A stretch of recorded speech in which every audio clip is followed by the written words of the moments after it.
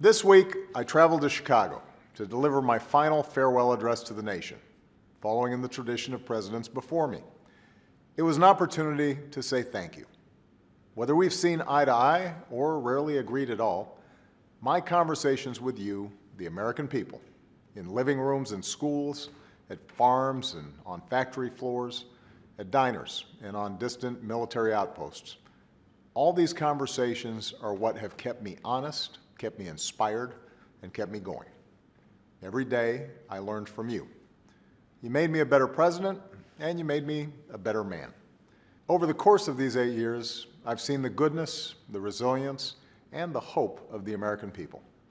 I've seen neighbors looking out for each other as we rescued our economy from the worst crisis of our lifetimes. I've hugged cancer survivors who finally know the security of affordable health care.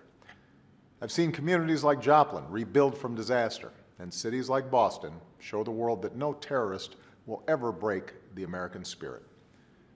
I've seen the hopeful faces of young graduates and our newest military officers. I've mourned with grieving families searching for answers, and I found grace in a Charleston church.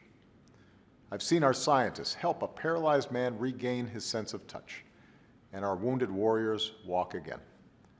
I've seen our doctors and volunteers rebuild after earthquakes and stop pandemics in their tracks. I've learned from students who are building robots and curing diseases, and who will change the world in ways we can't even imagine. I've seen the youngest of children remind us of our obligations to care for our refugees, to work in peace, and above all, to look out for each other. That's what's possible when we come together in the slow, hard, sometimes frustrating, but always vital work of self-government.